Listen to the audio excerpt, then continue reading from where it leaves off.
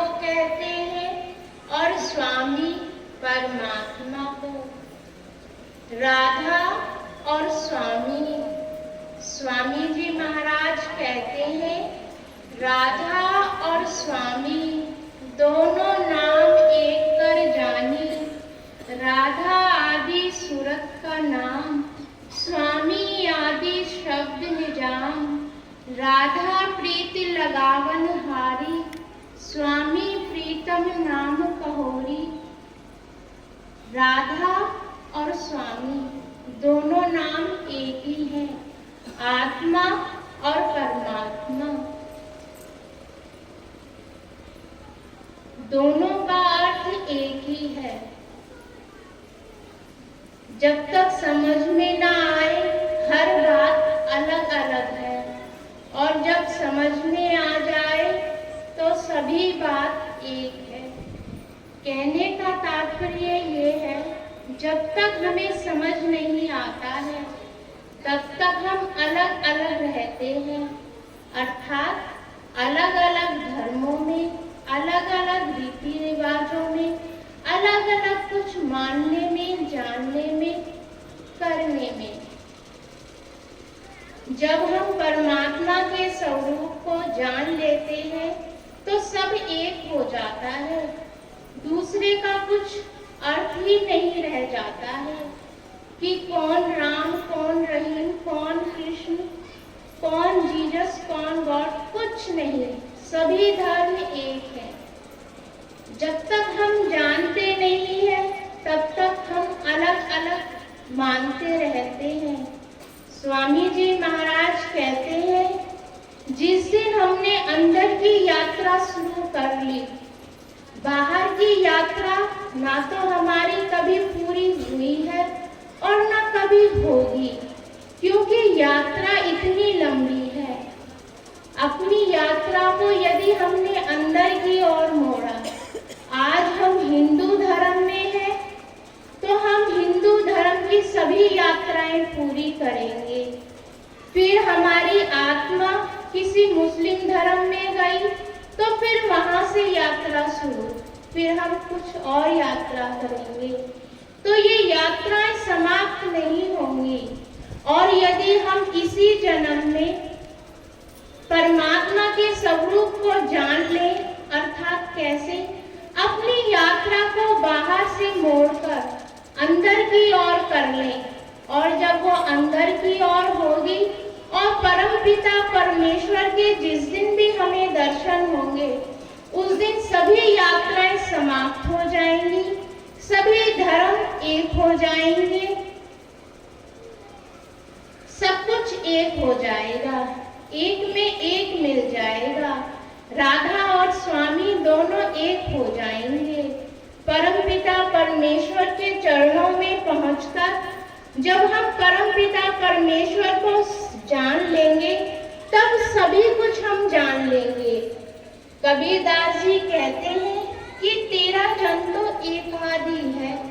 इसका अर्थ क्या है कि संसार में बहुत से लोग हैं, बहुत से धर्म है, जाति है, रीति रिवाज है। कभी हमारी आत्मा इस धर्म में जन्म लेती है, कभी उस धर्म में, कभी दूसरे धर्म में। ना तो धर्मों की कमी है, ना रीति रिवाजों की कमी है। आत्मा की यात्रा कभी खत्म ना होगी। इस पर कबीरदास जी ने कहा है, तेरा जन तो एक आदि है इस संसार में, कि तेरे को जानने वाला हर एक कोई नहीं है, कोई एक ही है जो अपनी यात्रा को अंदर की ओर मोड़ता है। परमपिता परमेश्वर हमारे अंदर है और उनको जानने के लिए हमें अंदर ही खोजना होगा, बाहर नहीं। तुम्हारी चीज एक कमरे में खोई है, घर के कमरे में अंधेरा है, अंधेरा होने के कारण तुम उसको बाहर ढूंढ रहे हो। बाहर उजीता है, उजाला है, रोशनी है, चहल पहल है, तो तुम सोचते हो कि हम बाहर उसे ढूंढ लें, मगर नहीं। बाहर कैसे मिलेगी? जब वो अंदर खोई है तो अंदर ही मिलेगी। आप सभी पढ़े लिखे हैं, सभी जानते हैं कि परम पिता परमेश्वर हमारे अंदर है, तो उस यात्रा को भी अंदर से ही शुरू क्यों ना करें। अंदर जाएं और परम पिता परमेश्वर के दर्शन करें, और दर्शन करने के बाद जब उस परम पिता परमेश्वर के दर्शन होंगे तो हम जान लेंगे कि जो कबीरदास जी ने कहा है कि तेरा जन तो एक आदि है। एक आदि का मतलब है कि जाना तो सभी चाहते हैं, धार्मिक सभी बनना चाहते हैं, कोई किसी तरीके से, कोई किसी तरीके से। यदि हमें परम पिता परमेश्वर की कृपा से यदि धार्मिक बनना है तो अपनी यात्रा को हम अंदर की ओर मोड़ें, बाहर की ओर नहीं। परमात्मा कहते हैं कि आत्माएं 4 प्रकार की होती हैं। आत्माएं प्रकार कितने भी हों, आत्मा एक है, परंतु उसके प्रकार 4 बता दिए हैं। पहली आत्मा है धार्मिक, पुण्य, धार्मिक आत्मा, पुण्य आत्मा, महात्मा और देवात्मा। हमारी आत्माओं को 4 भागों में विभाजित किया है। कहते हैं पुण्य आत्मा, जो भी आत्मा पुण्य का काम करे। श्रवण कुमार ने पुण्य का काम किया, अपने माता पिता की सेवा करी, तो ऐसी आत्माओं को हम कहेंगे पुण्य आत्मा। फिर कहते हैं धर्मात्मा। धर्मात्मा वे आत्मा महात्मा बुद्ध। महात्मा बुद्ध ने परमात्मा की शक्ति को प्राप्त किया और उसके बाद उन्होंने अपने धर्म का प्रचार किया, तो ये हुई धर्मात्मा। ऐसी आत्माओं को हम क्या कहेंगे? धर्मात्मा। महात्मा, महान आत्मा, वे आत्माएं जिन्होंने महान कार्य किए हों। वो महान कार्य किसी भी क्षेत्र में हो सकते हैं, जैसे देश की आजादी के लिए सुभाष चंद्र बोस, भगत सिंह और अन्य नेताओं ने महान कार्य किए। जो भी महान कार्य करे वो हो गई महान आत्मा। और देवात्मा, देवात्मा किसे कहते हैं? कि सभी धर्मों में आत्माएं हैं, जैसे कि राम, कृष्ण, लक्ष्मण, जीसस, नानक, ये सब क्या है? देवात्मा है। आप सभी जानते हैं कि हमने कहा है देवी और देवताओं, देवियों और देवताओं। कभी आपने सुना है परमात्माओं? परमात्माओं कभी नहीं सुना होगा, क्योंकि जब भी हम परमात्मा को संबोधित करते हैं तो हम कहते हैं परमात्मा। इसका अर्थ क्या है? कि वो ईश्वर, वो परमात्मा, वो केवल एक है। कहते हैं गॉड इज वन। आत्माएं विभाजित तो हो गई, मगर सिर्फ परमात्मा क्या है? वो सिर्फ एक है और वो हमारे अंदर है। इसीलिए हमने सभी को कहा है कि देवी, देवियों, देवताओं, परंतु परमात्माओं नहीं सुना। क्यों? क्योंकि वो सिर्फ एक है और वो हमारे भीतर है, और उसको हम अंदर से ही देखेंगे, बाहर से नहीं देख पाएंगे। रीति रिवाज है, किसी रीति रिवाज में आने से किसी को मना नहीं है। सभी अपने रीति रिवाजों को अपनाओ, सभी उनका पालन करो, मगर हम कहते हैं कि हमारी जीवन की यात्रा, कबीरदास जी ने कहा है कि तेरा जन एक आदि है, कि इस संसार में परमात्मा को जानने वाला तो केवल कुछ ही है। सत्संग में आने वाले बहुत हैं, कहते हैं चलते तो बहुत हैं, मगर पहुंचता कोई कोई है। और वो कोई कोई कौन है? जिस पर परमात्मा की कृपा होती है। माताएं हैं, अपने बच्चे को जन्म देती हैं, तो पहले ममता किसके अंदर जागृत होती है? पहले माता के अंदर ममता जागृत होती है। जब वो बच्चे को गोदी में लेती है अपने ममता भरे हाथों से, तभी बच्चे के अंदर ममता जागती है। कहने का तात्पर्य है कि पहले परमात्मा के अंदर अपने आप को बताने के लिए उनकी जब भी कृपा जिस भी व्यक्ति पर होगी, तो पहले उसी व्यक्ति पर कृपा होगी जिसे वो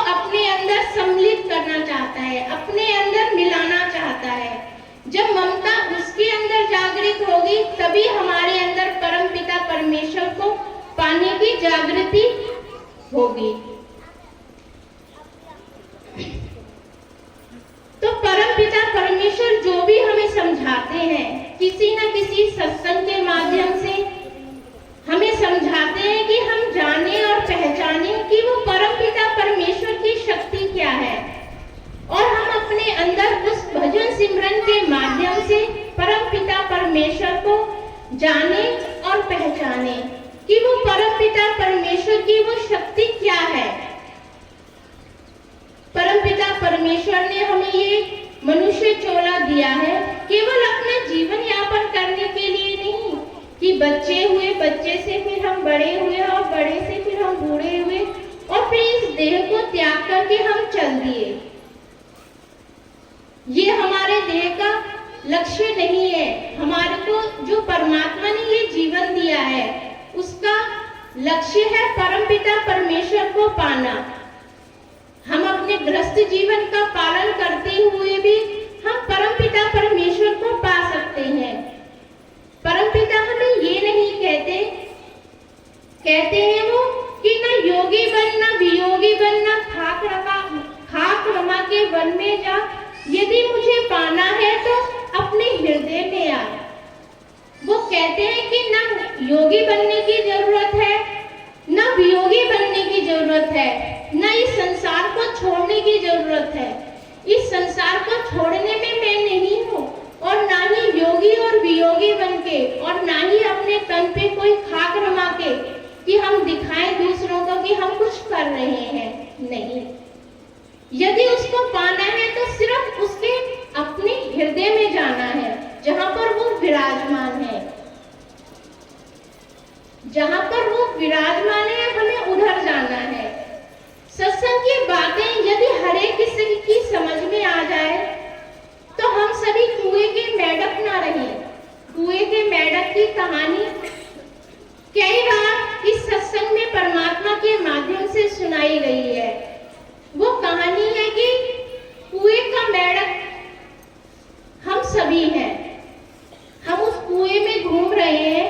एक समुद्र का मेढक यदि उसमें आ जाए और वो उन कुएं के मेढकों को बताने लगे कि समुद्र बहुत बड़ा है, तो जो कुएं के अंदर मेढक हैं वो उछल उछल कर बताएंगे कि इतना बड़ा, इतना बड़ा।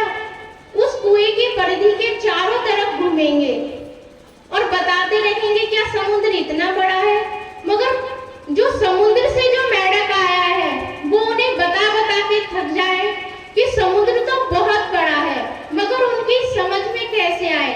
जब वो कुएं से निकल के वो समुद्र में जाने की कोशिश करे कि समुद्र तो बहुत बड़ा है, जहां पर जाने के लिए हम उस परिधि का पता भी नहीं लगा पाएंगे कि वो कितना बड़ा है। उसको जानने के लिए तो हमें परम पिता परमेश्वर को जानने के लिए वो सत्संग एक ऐसा माध्यम है। वो हमें समझाना चाहते हैं कि जो परम पिता परमेश्वर है उसे नापा और तोला नहीं जा सकता। हाँ, जान सकते हैं। समुद्र कितना बड़ा है, हम कहते हैं समुद्र बहुत बड़ा है, मगर वो बड़ा कैसे बना।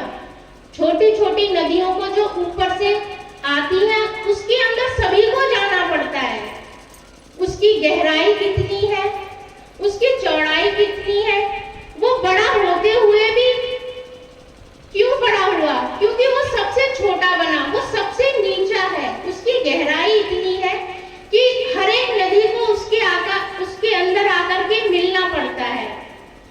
तो हमें भी इस जीवन में कुछ करने के लिए सबसे छोटा बनना पड़ेगा। सबकी बातें सुननी पड़ेंगी, चाहे वो हमारा गृहस्थ जीवन हो, सत्संग हो या कुछ भी हो। जब तक हम सबसे छोटे नहीं बनेंगे हम समुद्र नहीं कहलाएंगे।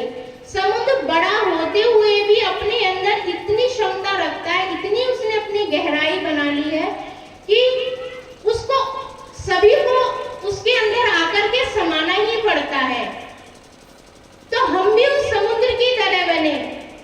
बड़ा हम जब ही संसार में कहलाएंगे जब हम छोटा बनेंगे, सबकी बातों को सुनेंगे, चाहे वो बातें अच्छी हो चाहे वो बातें बुरी हो, सबका सुनने के अर्थ पर ही हम बड़ा कहलाएंगे।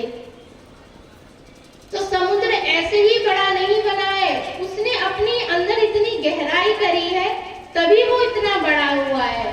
तो हम भी उस समुद्र की तरह बनना सीखें, अपने अंदर इतनी क्षमता रखें, अपनी कार्य शक्ति इतनी रखें कि जो भी हमसे कुछ भी कहता है तो उसको सिर्फ सुने,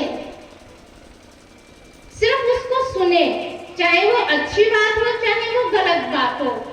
कहते हैं कि सच सिर्फ एक होता है। गुरबानी में भी आया है कि आज सच जुदा सच है भी सच, नानक ओसे भी सच। इसका क्या अर्थ है कि जो सदियों पहले सच था, जो सतयुग में सच था, त्रेता में सच था, कलयुग में सच है और आने वाली अनेक सदियों में सच रहेगा। वो सच सिर्फ एक है कि परमपिता परमेश्वर की शक्ति एक है और वो हमारे अंदर है। परमात्मा कहते हैं कि मनुष्य किसको धोखा दे रहा है। सत्संग की बात है, ध्यान से सुनना। ना तो किसी हिंदू धर्म के प्रति कुछ कहा जा रहा है, ना ही किसी और धर्म के प्रति, ना ही किसी देवी देवताओं के प्रति। सभी ने अच्छे कार्य किए हैं, सभी महान हैं, वो सभी देव आत्माएं हैं, सभी के लिए